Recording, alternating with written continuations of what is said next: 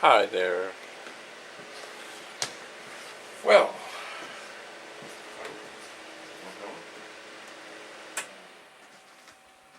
I am continuing to investigate these disks. Some of them, I'm going to have to look up and see which machine they might be for. Because I don't remember the whole TPUG naming definition thing.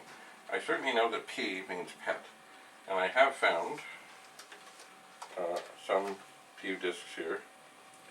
Unfortunately, one of the things is, see, a lot of the pets were 40 columns, so most games were done. There's one here I'd like to show you where you roll dice against the computer. And I'm not sure if it isn't somehow like craps. Somehow it is called Groan. So you run it, you pick a number that you have to get up to, and when you roll, you decide when to stop. And there's somehow or another that if you roll and get something bad, everything goes away. I haven't quite figured it all out, but it looks kind of unique. It looks like they put a lot of work into it, and like the rolling dice and all that, except it doesn't really look right on 80 columns.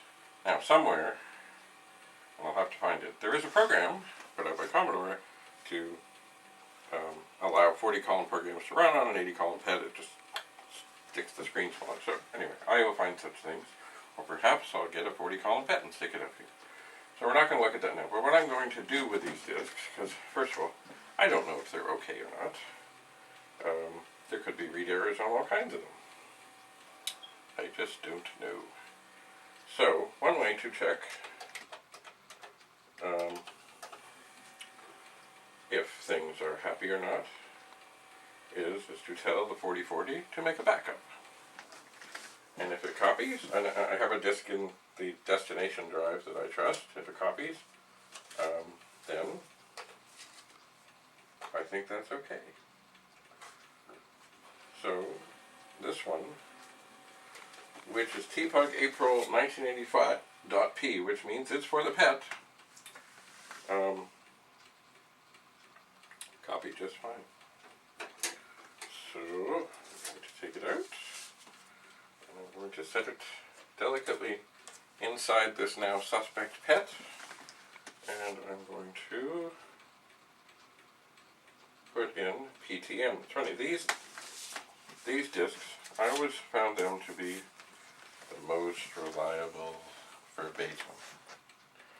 And these ones here, like this is on 4040 format, but these are single-sided, double density, soft-sectored, 77/80 tracks, These were the kind of discs, they were the most expensive I seem to remember, and they were the ones we would run the bulletin board on.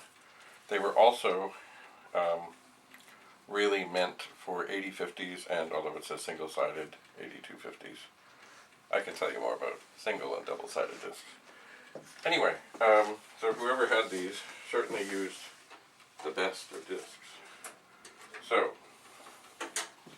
as we always do, I'm going to catalog and massage this disc.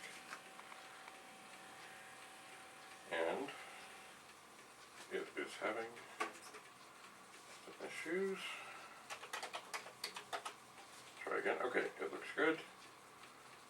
The directory is coming up. All is well. So I'm going to now back up D0 to D1.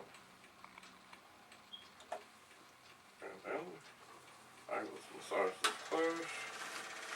I will put this here. So, disks that back up, I'm going to assume, so far, I don't know if the programs are any good, but at least there's no errors on the disk. So, I did pick up a number of disks out there.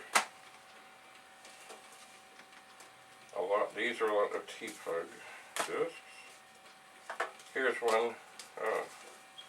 This may be trouble. It says read error. And then C64. Do not use bad disk.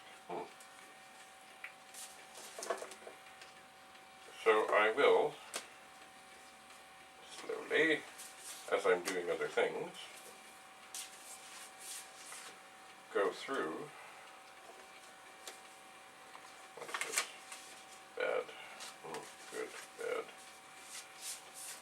we'll go through these.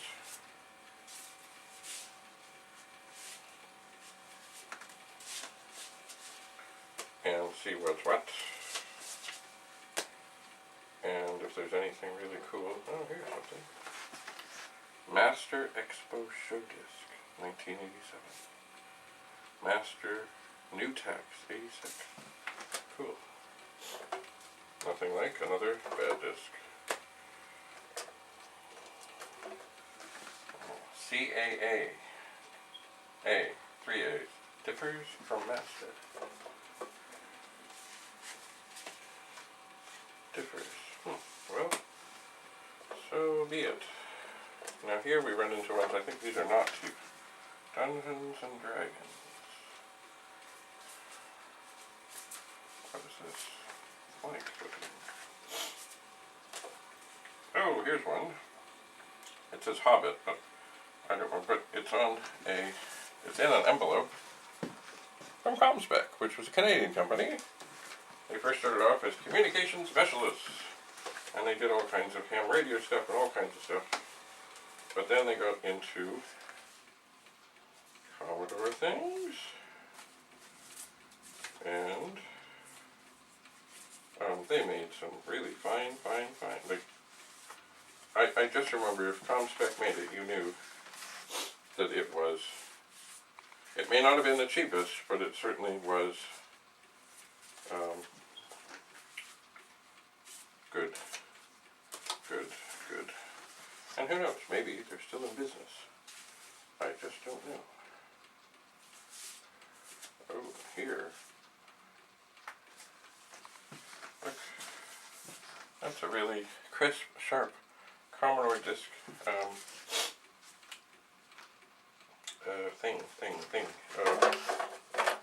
Disc sleeve. So what is in here? Oh, we have more TPUG discs. What is this?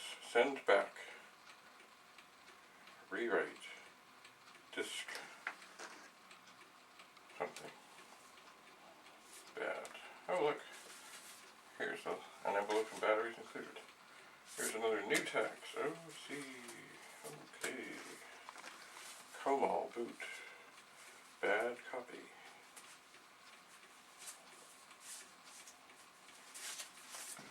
Well, certainly the things that say bad. Oh, here's something. Oh, 8050. Interesting. That is one thing I'll have to do, is of course figure out if something doesn't work.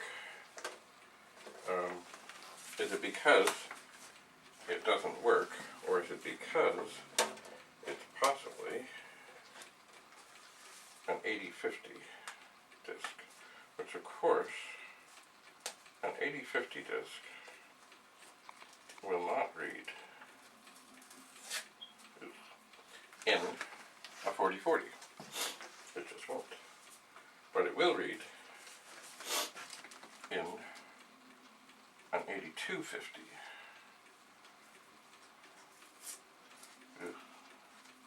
Well. Oh well, okay. So, what am I doing?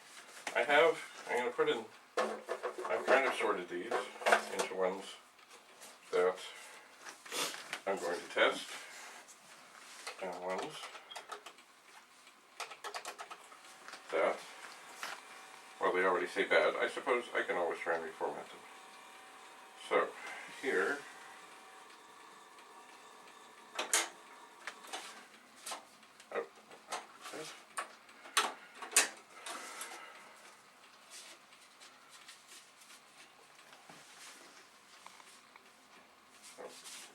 so here is another really fine, beautiful disc by Verbatim, and it has PTM on it. And here's another copy of PTM.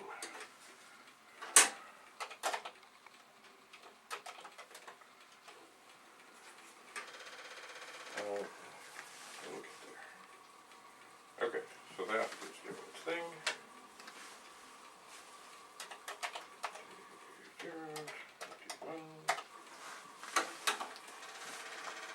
So I'm going to carry on. Actually, what I'm probably going to do is get some more SX64s out and carry on with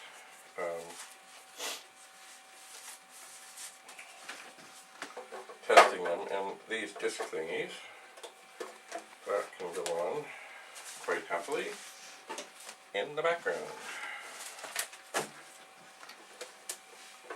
So, we'll see what we find on these discs from 30 plus years ago. I never thought I'd say that. I never thought, it's been so long. It's been so long. Anyway, so I will have to explore further this 8032, which does seem to have some issues. Not surprising, but unfortunate. And I will keep checking discs and SX64s, and I'm going to try and find something cool on the PET. Some cool program on the PET that I can do a screenshot and show you how it was way back in the pioneer days. Anyway, until we meet again. What did Red Green used to say? Keep your stick on the ice. Always good advice. Bye for now.